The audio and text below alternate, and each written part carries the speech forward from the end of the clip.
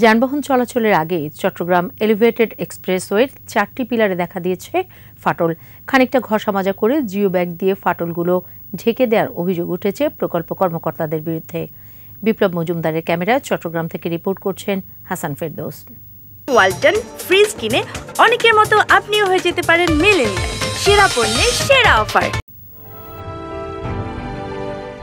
নকশা অনুমোদন, সম্ভাব্যতা যাচাই সহ ভূমি জটিলতা নিরসন না করে 2018 সালে শুরু হয় পতেঙ্গা থেকে লালখান বাজার পর্যন্ত প্রায় 16 কিলোমিটার দীর্ঘ এলিভেটেড এক্সপ্রেসওয়ে নির্মাণ কাজ। মাঝপথে দফায় দফায় পরিবর্তন করতে হয় অ্যালাইনমেন্ট। নানা জটিলতায় বেড়ে যায় প্রকল্পের মেয়াদ। নির্মাণ ব্যয় 1000 কোটি টাকা বেড়ে দাঁড়ায় 4370 কোটি টাকায়। এখন যে উদ্ভূত সমস্যাগুলো আছে এগুলো সমাধান করে কিভাবে এটাকে ফাংশনাল করা যায়, এই বহু হাজার কোটি টাকার এই প্রকল্প কিভাবে মানুষের কাজে আসে এবং চট্টগ্রামে কিছুটা গতিশীলতা আনে। গেল নভেম্বরে প্রকল্পটির উদ্বোধন করেন প্রধানমন্ত্রী শেখ হাসিনা। তবে যান চলাচলে উন্মুক্ত না করে পরিবর্তিত নকশায় 14টি র্যাম নির্মাণ করছে চট্টগ্রাম উন্নয়ন কর্তৃপক্ষ সিডিএ। এর মধ্যে লালখানবাজারে একটি র্যামের 4টি ফিলারে ফাটল দেখা দিয়েছে। ফিলারগুলোতে জিও ব্যাগ দিয়ে ঢেকে ঘষামাজা করে মেরামতের চেষ্টা চলছে। জনমনে তৈরি হয়েছে আতঙ্ক।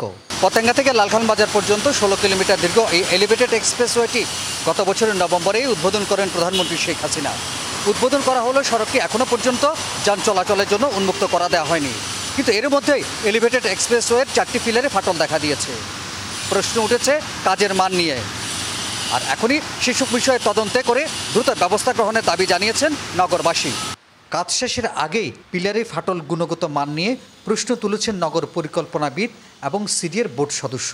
নির্মাণ বিশেষজ্ঞদের দিয়েই তদন্তের দাবিও তাদের। যেহেতু প্রশ্নটি উঠেছে এবং ফাটলগুলি চিহ্নিত হয়েছে, এটি যথাযথ একটি অনুসন্ধান এখানে চালানো উচিত বলে আমি মনে করি।